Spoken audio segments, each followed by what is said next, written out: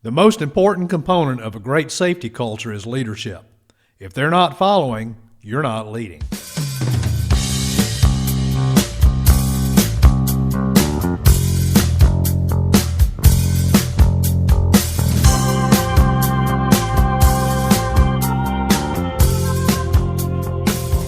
Welcome to the Get Real About Safety podcast, where we discuss the new view of safety, the things that work, the things that don't work, and try to break down old view paradigms to help you improve safety performance in your organization.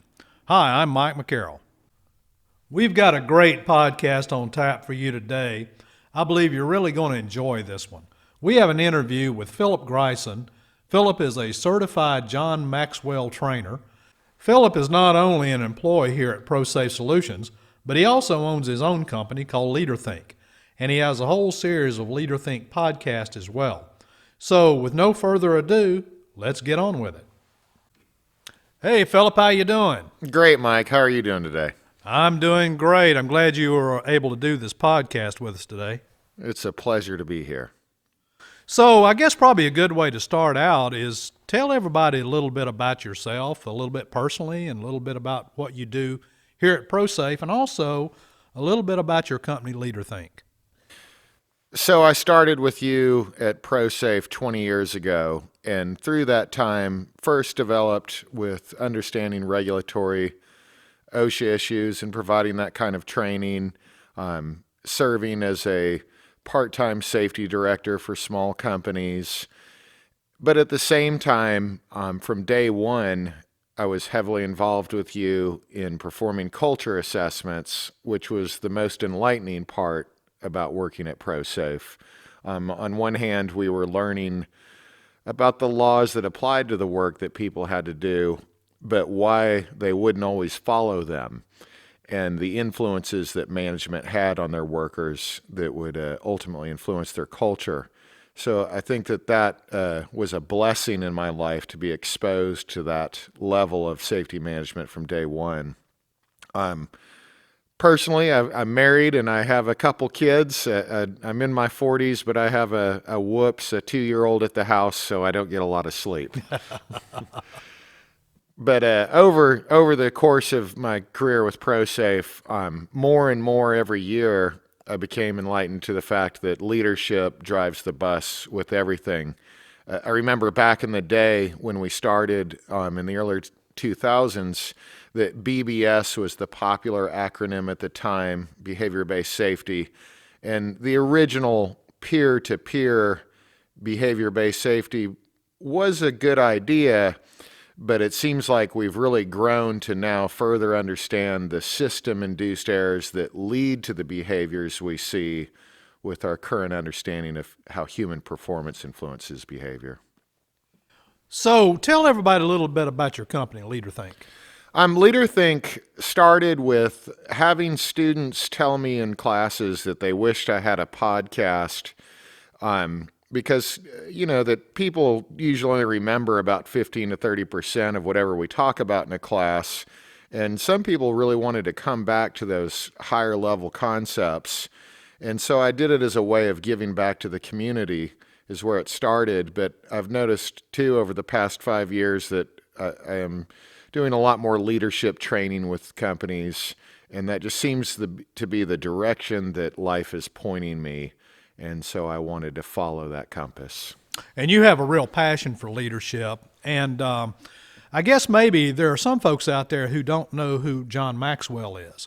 So if you would, talk a little bit about who he is and why his work is important. So I think many people would say that John Maxwell is the number one most accepted leadership guru alive on planet Earth today. He has actually delivered leadership training in every country recognized by the United Nations, and his focus is on transforming people. His current goal, I think, is an admirable goal, but before he dies, he wants to transform an entire country. And when we look out at the world today and all the division we see, that is a goal that I think that our planet needs right now. John Maxwell has written several books. I can't remember the number, but it's several books on leadership, and delivers high-level seminars and works with many different organizations to help them improve their leadership. And if nobody's ever read John Maxwell's books, I highly encourage that. At last count, I thought it was something like 31 books he's written. That's right. Yeah, it's been several. A lot of times people will ask what leadership book that they should buy, and I make an analogy sometimes in classes with that statement. Who is the better singer? Is it Taylor Swift or Johnny Cash? And the thing about leadership books is they are forms of art, and what someone needs to do if they want to go on that path is find the art that actually inspires them. I'm happy to recommend some books, but what is Taylor Swift to one person might be Johnny Cash to another. So if you went on Amazon and just Googled leadership, you would find so many books by so many different authors. And the real key is to find an author and a style that inspires you. That being said, the 21 Irrefutable Laws of Leadership by John Maxwell was a great introduction for me, and it really did inspire me. But again, I think you need to find what inspires you. So to further flesh out that idea on finding your own inspiration, there have been many times in my life where someone has told me, you need to read XYZ leadership book. But leadership is about influence more than control and lecturing and telling. And that's why it's so important to find within yourself what inspires you instead of listening to what inspires others. And that's probably a really good lead in to the next question I'm going to ask, and that is, from your perspective, just what is leadership? What is leadership? So we might need to sit here for a while. The first thing that comes to mind is a comment that John Maxwell makes. He says that leadership is influence, nothing more. There's a lot of depth to that statement. There are a lot of components to effective leadership, but I get why he says that. Leadership is different than control. Influence is different than control. People think that you can actually control human behavior, but is that really true? Even when you point a gun at somebody's face, they still have a choice in how they will behave. And I think most people, if they had a firearm pointed at them, it's predictable on how they would behave. But some people, you couldn't even control their behavior with a gun pointed at them. Leadership is about influencing behavior, the complete opposite of trying to control it. So that's why John Maxwell, I think, makes that statement. But other things that are part of leadership are personal growth is one of the main concepts of leadership, that we never stop growing. And if we do stop growing, then we don't stand still. We actually move backwards. Just like if you were starting an exercise plan and you exercised for a while and then you stopped, you would not stay at the same physique or energy level. You would actually devolve and move backwards. You might even devolve into old behavioral habits, eating poor diets, living a sedentary lifestyle. And the same thing goes on with your brain. If you're not moving forward, you don't stop and stand still at the same level of wisdom. You actually devolve into older behavioral patterns that don't serve you as well. So personal growth is a big part of leadership. Coaching, and the difference between coaching and lecturing is another major component. How to draw the problem and the solution out of the person you're coaching, instead of telling them what their problem is and how they need to fix it. The best answers are always in the person because they are closest to the work or whatever issue they are dealing with. And before you can learn to coach others, you have to learn how to coach yourself.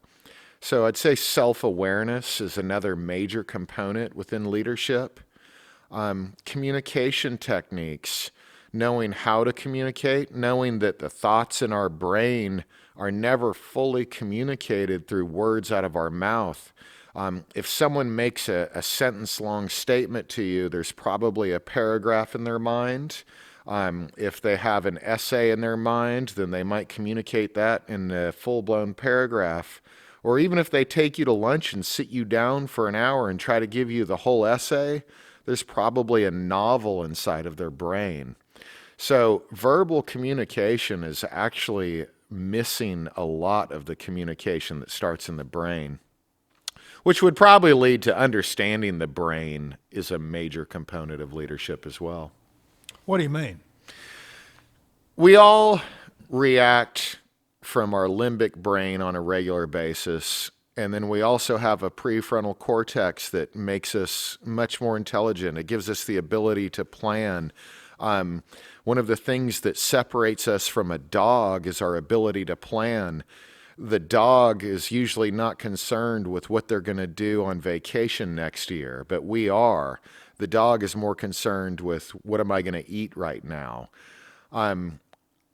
A large portion of our population operates on limbic brain 98% of the time and doesn't. And I don't mean to interrupt you, but Yeah. what is a limbic brain? So limbic brain is that emotional part of our mind that is always looking for the tiger in the room, looking for the fear, the threat that they need to deal with.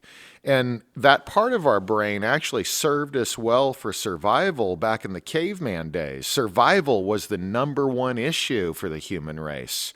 But today, unfortunately, that part of our brain, which is on autopilot, it reacts without trying to make it react. It requires no effort to engage it.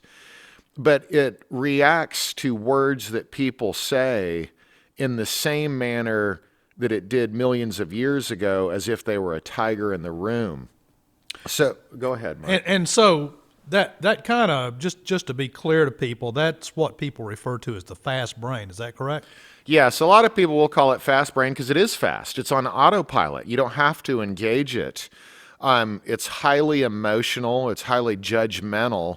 And sometimes it's a good thing. For example, if there was a tower crane on a job site and it lost a load of loose material, the limbic brain is what engages the fight or flight response and makes you run out of the way. It's what makes you swerve out of the way when someone pulls into your lane on the interstate. It is a good thing in certain circumstances. But when you're trying to understand the struggles of people, how to influence, how to coach, it doesn't serve you at all to be emotional, quick to react, and judgmental.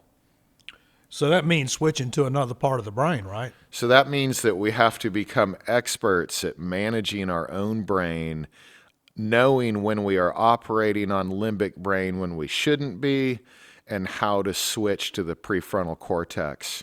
The prefrontal is the more unbiased, see the big picture part of your brain. It is slower, and its drawback is it's easily overloaded.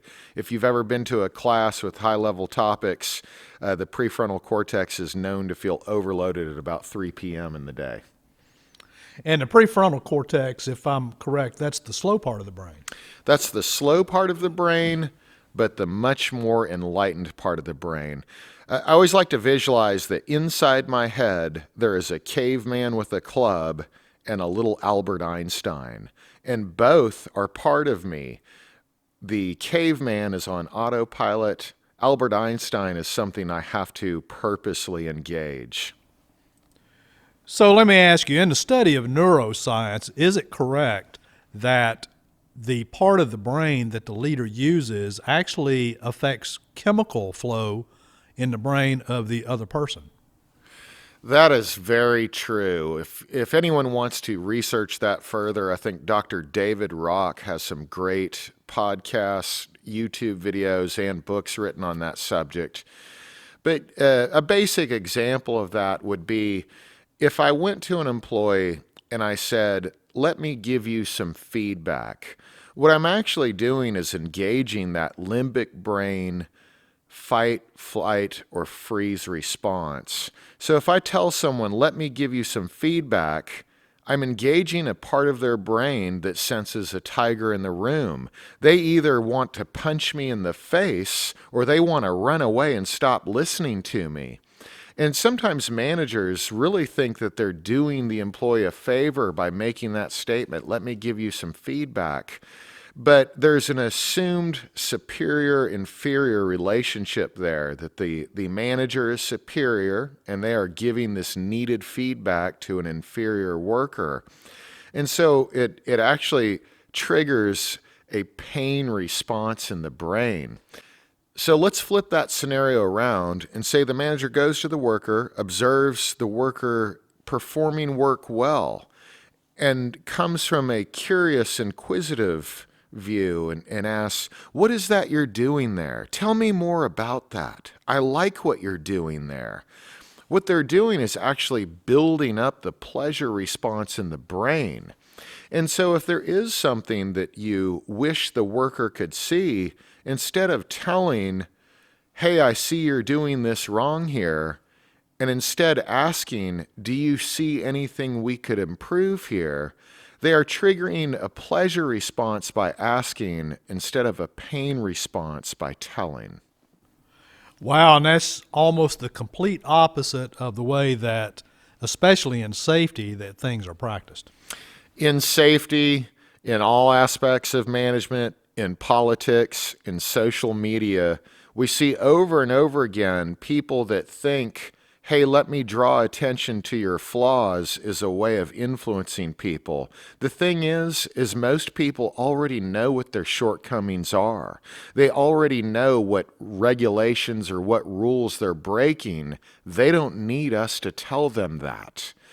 We need to understand why they do those things.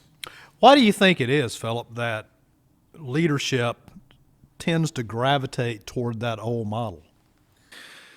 There's a lot of history there. There has been the blurring of social status for thousands of years with humans. If we go back a long time ago, it was get the work done or I will put your head on a stake and the next person will definitely do it. But then we evolved with more of a transactional type of leadership style where employees needed a company for a paycheck, and they did have more of a commitment to stay with the company for a long time. We don't see that as much today. The work in the past also was more assembly line, predictable outcome type of work. People would work in a factory. They knew the clear path to the end result, how many widgets they would produce. But today's work, whether it's developing a fall protection plan in construction, completing a JSA, coming up with a site-specific program, how I'm actually going to build a scaffold today, or developing a marketing plan, are all forms of creativity. The average worker in the United States today is actually doing creative work, which is very different than what we did in the past, that assembly line style. So how you motivate creativity is very different than motivating speed and efficiency for work that has a crystal clear path and outcome. So what you're kind of talking about there is the difference between transactional leadership and transformational leadership. That's right. That's right. So, back to your original question, I think part of the issue is we're still learning these things. It's not something that we've known for thousands of years. And as we become more aware, we see that most of the population is not searching these things out or desiring to become more aware. And if you combine that with, we see a lot of transactional leadership in the media when it's on the news, and we get bad examples of what leadership is that I think influences a lot of our population to think that that is the right form of leadership.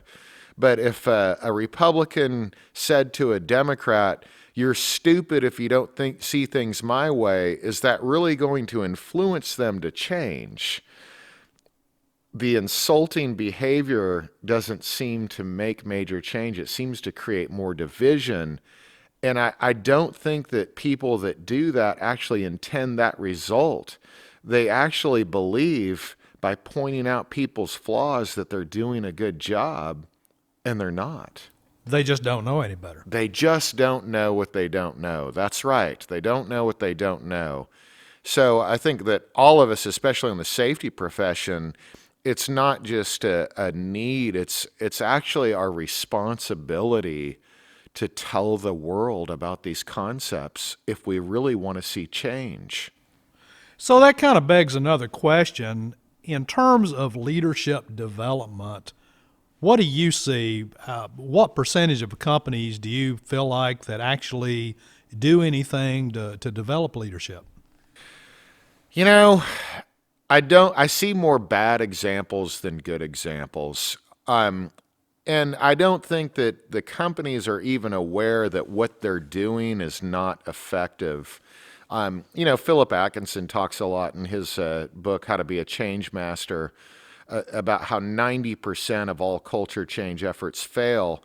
And they tend to address the technical, rational things instead of emotional things. So, for example, we might send someone to a class and we think that that class is going to change people. Change is more an emotional commitment that someone makes in their own soul, not something that a company told them to do. But you see that a lot. It just, I think we both see, working with many clients out there, that companies do leadership training and they kind of just check a box. But that's not leadership development. Is that correct? That's right. It is an important component. Creating awareness of concepts is a good idea, but John Maxwell says it this way, that many companies equip their people, but few develop them. So in a perfect scenario, a company would equip their people with leadership concepts. They would maybe send them to some kind of class, talk about the concepts in a group setting, but that's just the first stage. Then there's the development process, and it's harder to do that, which is, I think, why most companies don't. It requires more time commitment. Anything great in your life is not going to come easy, which is why I think a lot of people shy away from it. But for example, if we put someone through a class on coaching techniques, then the next stage for development would go like this. Someone who is an expert in coaching would walk around in an actual field environment and look for opportunities to coach. The student would follow around and they would watch how an expert coaches. And they would use that opportunity to ask questions. Why did you do what you did there?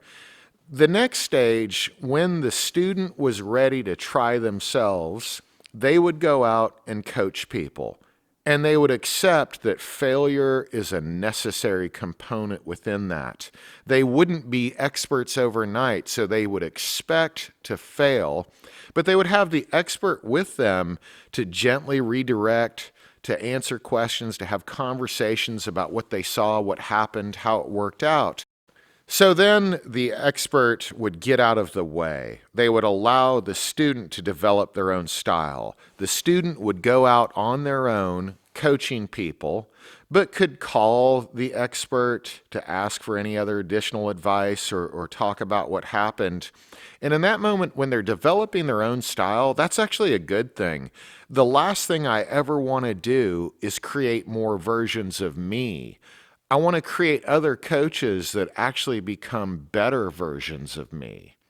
And so after the student is actually out there coaching others on their own and feeling like they are doing a good job, they have a handle on the concept, they're ready to move on their own, the next phase would be for that student who's become a coach to select new people to be new students to them.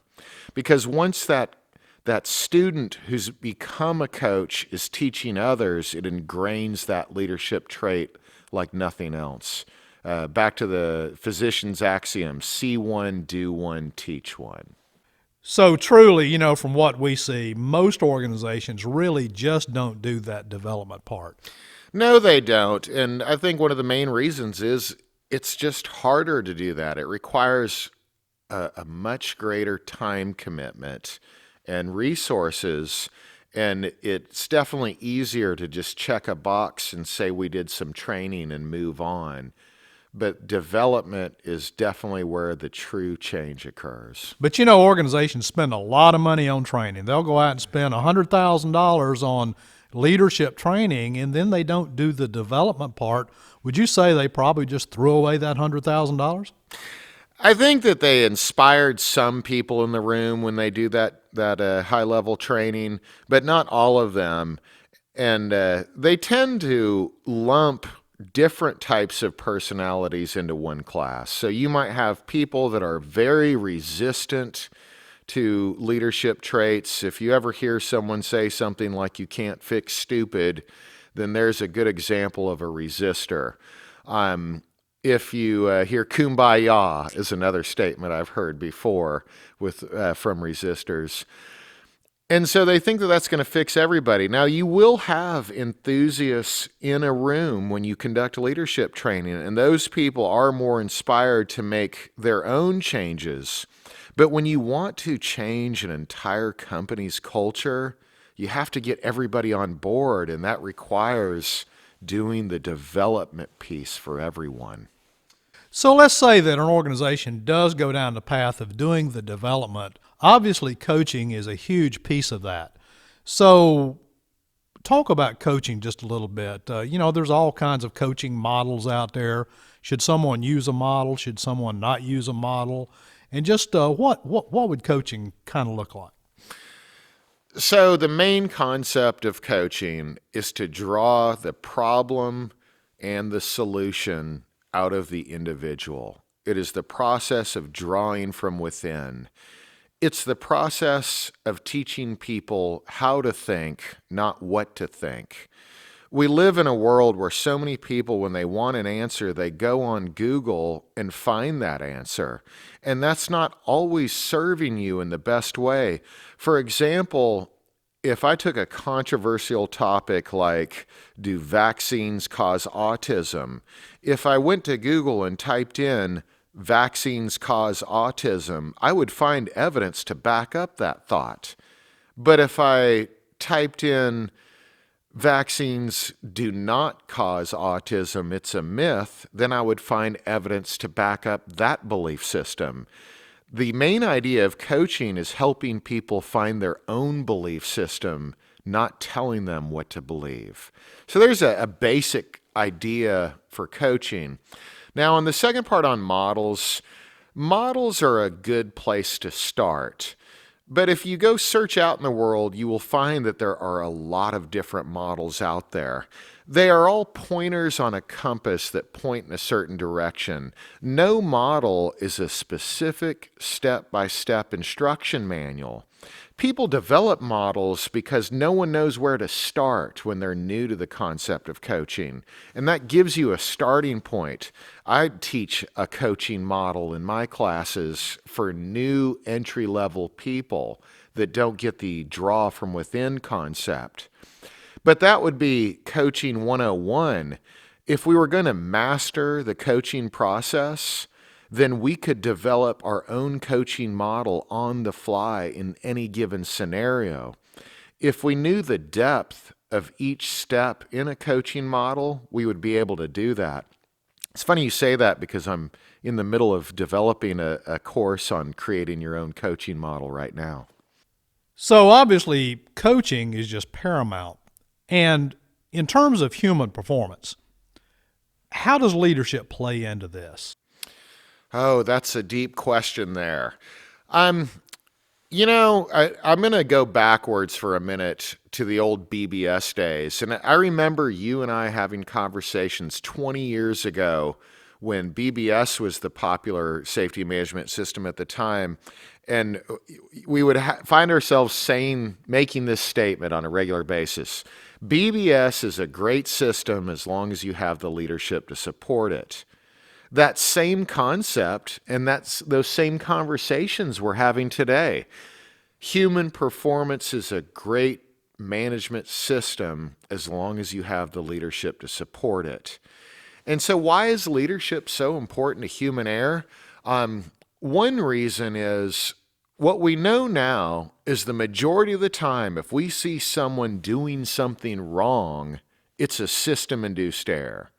The employee already knows it's against a policy or a law. They're doing it because they've been placed in a position to make a choice. Do I get the work done and make this person happy, or do I do all this safety stuff and make the safety person happy, but then make the other person that wants me to get the work done mad?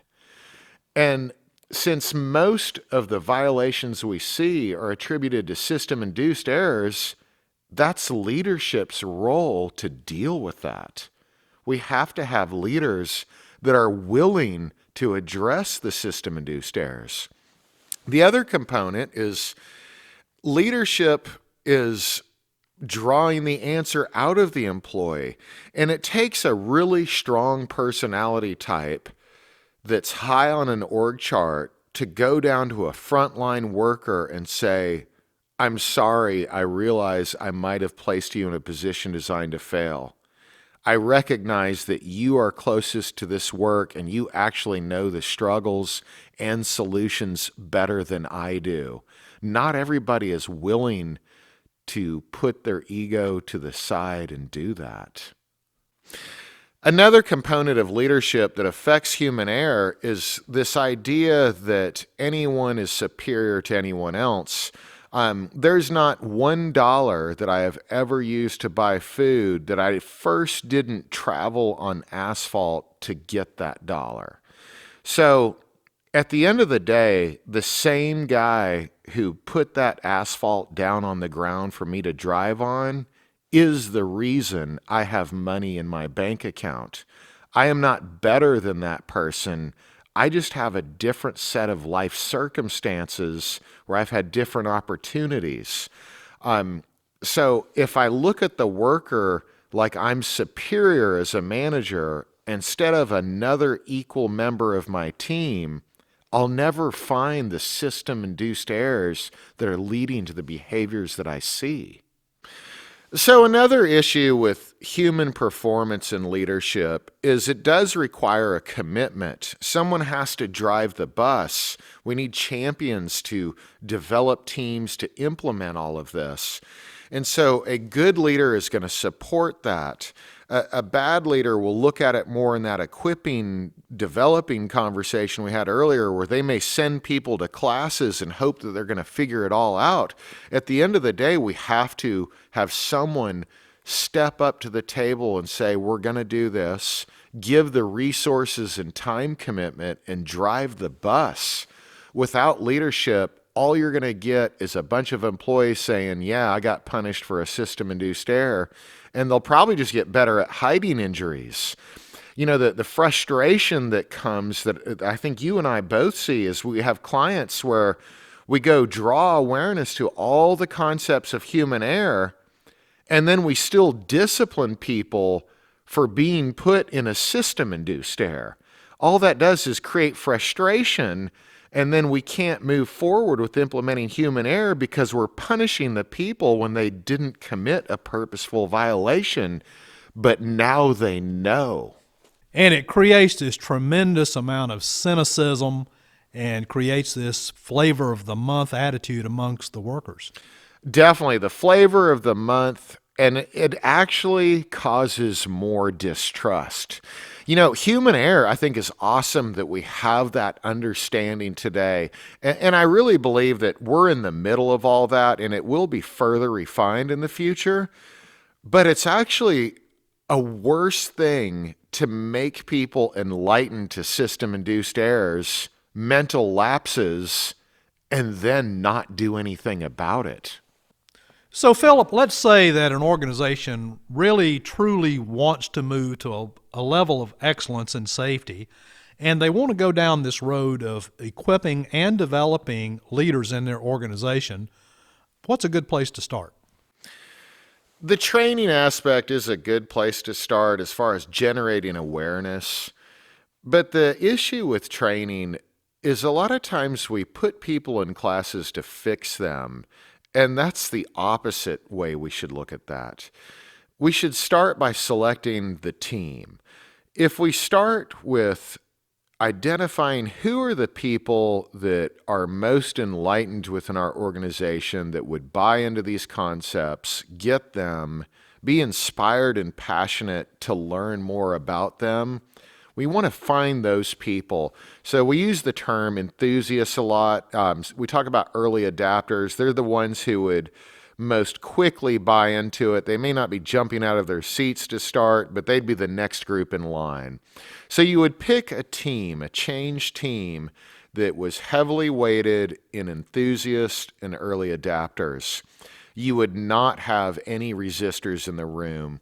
And the reason I say that is when you do have people that are resistant to the understanding of human error or leadership traits, you end up spending the majority of your class time dealing with their resistance. And you end up taking away from the people who are really passionate and want to change. We should feed those that are hungry instead of bashing into all the people that are resistant to all of this. So we would take our team and we would develop them. I should also say too that there are people that perceive what I just said as unfair, that we're showing some kind of favoritism. And you know what we are? We're showing favoritism to the most motivated people.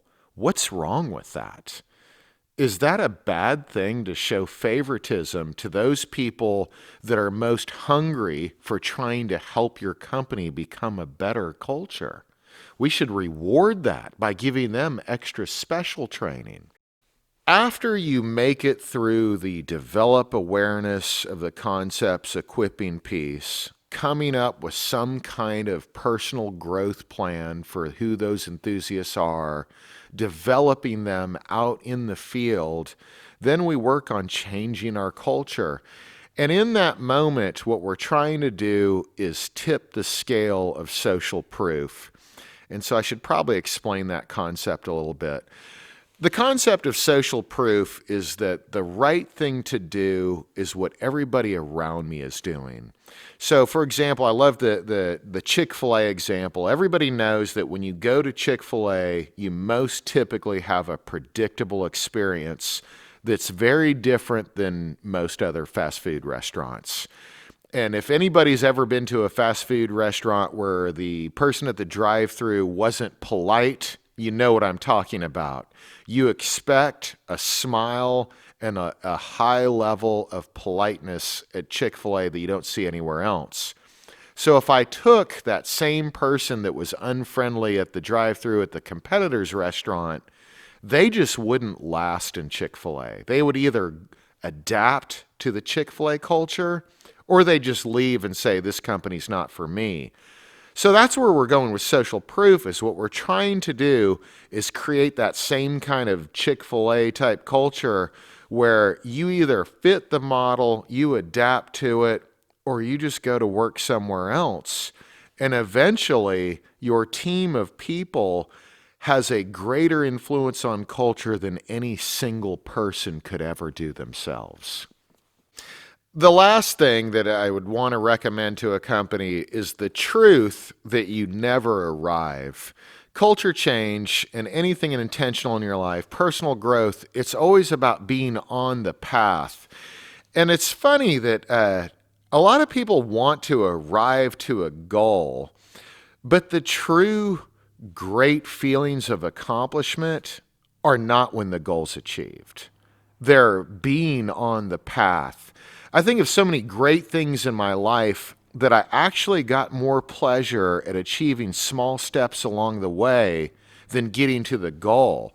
So for example, if I take something like there was a goal that I wanted to teach leadership in my past, and I went through a long process of developing myself to do that, and I gained so much more pleasure in developing myself than the moment I actually had a class I was teaching. When I received the pleasure of teaching my first full-day leadership class, that pleasure was short-lived. But being on the path of continual development is where the true pleasure actually occurs. And so going into that shift of recognizing there is no goal that we're going to arrive to and be done.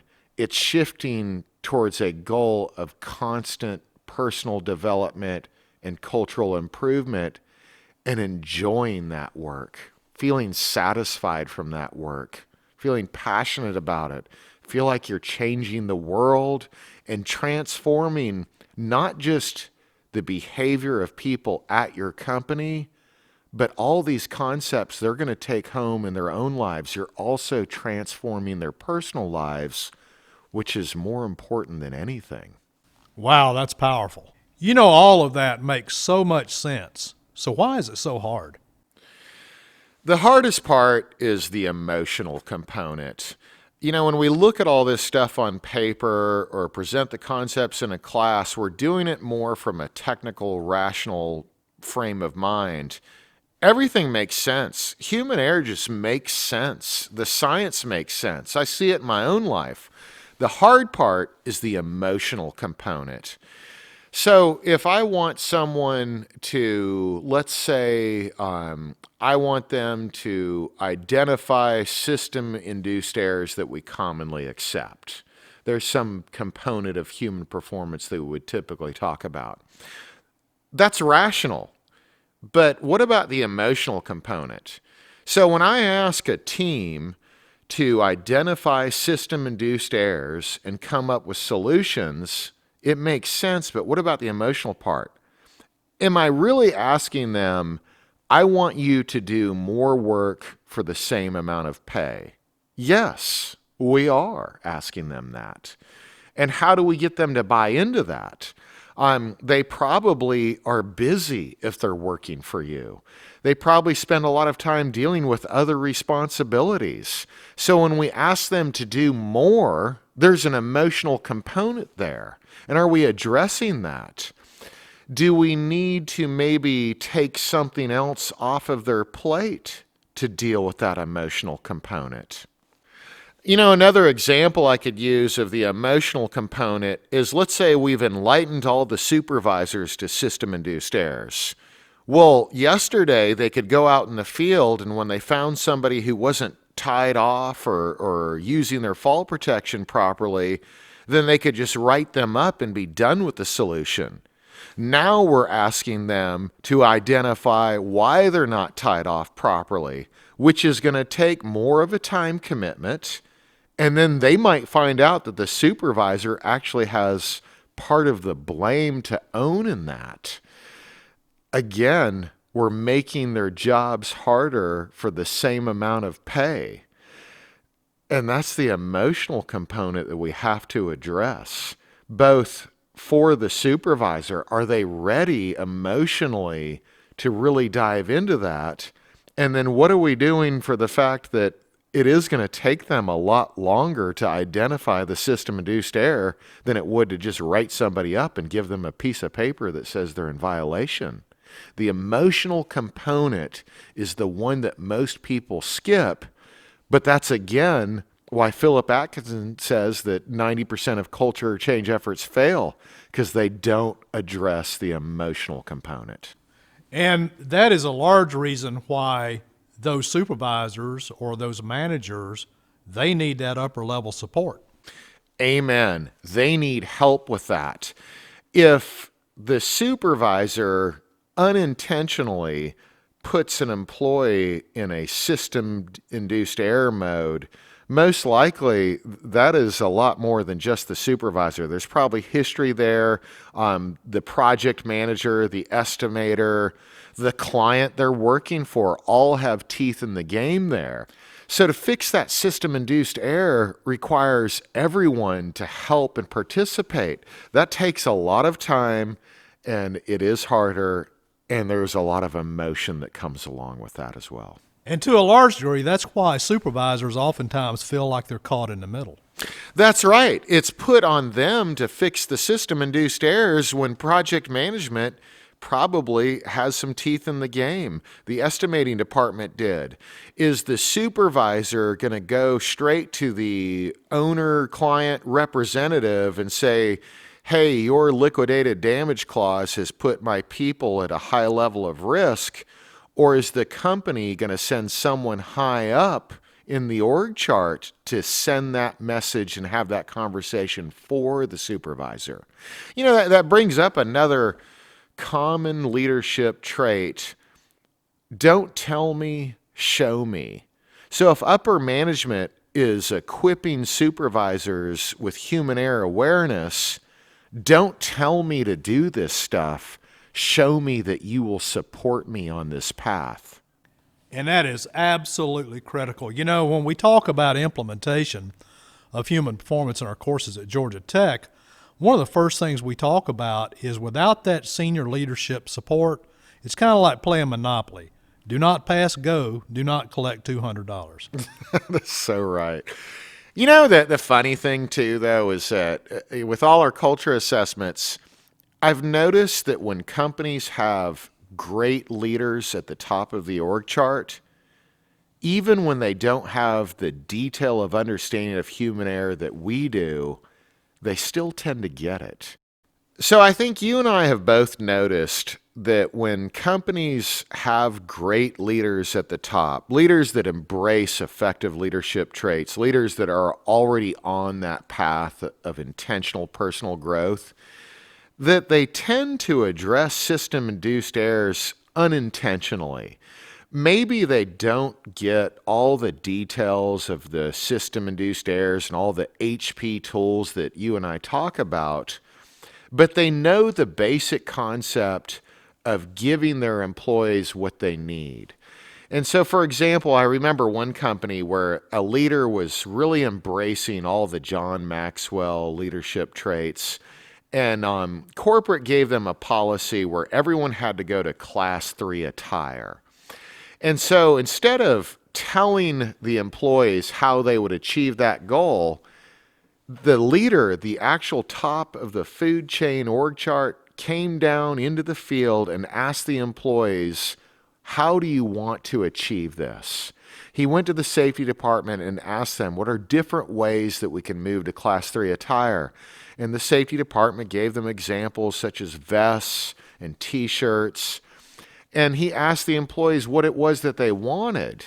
And I think some of our listeners already know they're going to ask for the T-shirt because it's not going to get caught on things.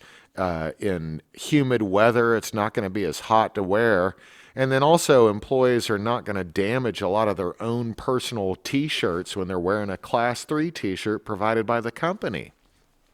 Now, through a bean counting profit view, accounting might say that that T-shirt costs a lot more money than a vest. But one of the main issues I hear from companies today is we can't get good job retention. And if you're giving an employee what they want, you're probably more likely to retain them working for your company. In the same example I'm giving, I'll never forget those employees were telling me that they were being offered $1 an hour raises at a competitor down the street. But I remember a lot of them phrasing it this way. They said, I would never go to work for that company because of the way I'm treated here.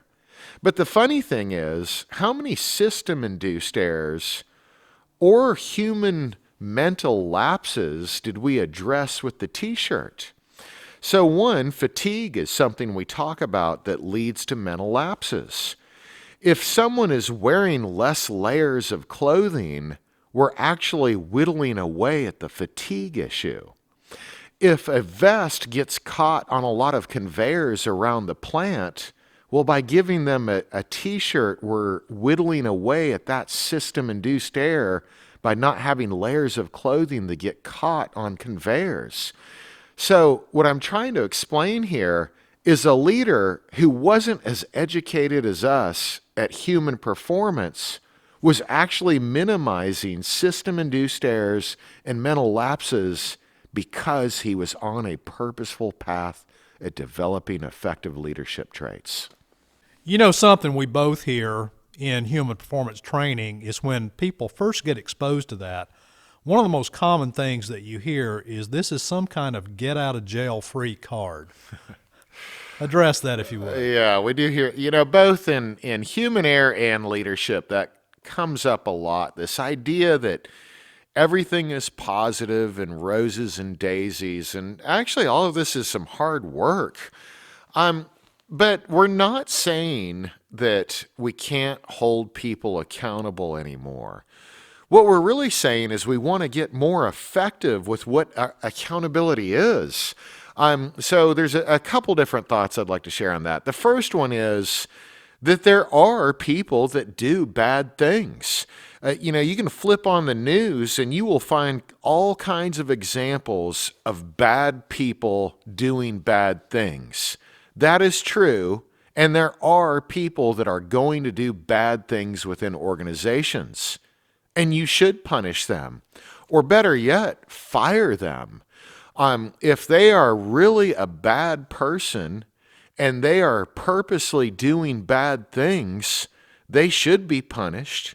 Maybe depending on the level of the violation, maybe you need to give them some coaching. Maybe you want to give them a second chance, but if they don't get it, fire them. I mean, if they're coming to work drunk or they're stealing from you, yeah, fire them. If they steal, they're intoxicated, failing the drug test, get rid of them. But what we know is that's only somewhere between 10, maybe 15% at best. And that we do need to over-focus on understanding and learning for the system-induced errors and the mental lapses. And the reason it is interpreted that we can't punish anyone anymore is because we do need to overly tip the scale back into understanding, motivating what is positive and you want to see reoccur. And that's where that misconception comes from. But the truth is 85, maybe 90% of every violation you see is a good person put in a place where they were most likely to fail. So accountability is good. I do believe that we should fire the crap out of bad people. But what we know is we're treating everyone like they're a bad person, and we have to majorly tip the scale in the other direction, which is why there's that misconception that everything is roses and daisies now. otherwise we always default back to the blame thing. We default back to blame because it's easy and because your quick emotional autopilot limbic brain wants to do that. It's a lot harder to figure out why that employee behaved that way and take ownership in it. So, Philip, any final thoughts? So, I think with anything, it's important to have a minimum baseline. We've talked about a lot of concepts today, but everybody has to start somewhere, and the best place to start is actually yourself. So for whoever's listening, if you would pick one small area and focus on that and build upon it, what you're doing is you're building a habit in your brain. So let's say you give yourself a small achievable goal, like I'm going to read up on this, I'm going to read a book, or I'm going to listen to an audio book in my car. What you're doing is creating a small little habit inside your brain that you can build upon. If you take in some more information and through a book or through an audio book or a podcast or anything like that, then you're on the path of continual development. So those small achievable goals always lead to big, major successes. So, Philip, if you would, how about give the audience some information on where they can get more information from you, either through ProSafe or through Leaderthink, how they can find your podcast? Sure. So at leaderthink.com on the podcast page, I have a bi-monthly podcast, and we discuss a lot of the concepts that you and I have talked about today and in their own full dedicated podcast. And under the subscribe button are all the major host platforms like Apple and Stitcher and Spotify. But also, ProSafe has their own podcast page with a lot of the topics more focused on human error. You can email us at info@leaderthink.com or at philip@prosafesolutions.com if you want to know more about our culture assessment services, our leadership training, or our human error training. And obviously, if somebody wants to contact you to get leadership training and development, they certainly can do that, right? Either through ProSafe or through Leaderthink, either one. We are all on the same team. Well, Philip, I got to say, this was a really enjoyable interview, and I hope all the listeners really enjoyed this. There was a tremendous amount of information to absorb, and I really encourage folks to maybe listen to this podcast 2 or 3 different times just to really take it all in. Thanks for having me, Mike. I always appreciate talking about these concepts with you. Thank you, Philip. And for the listeners out there, check back with us every 2 weeks and go out and save a life.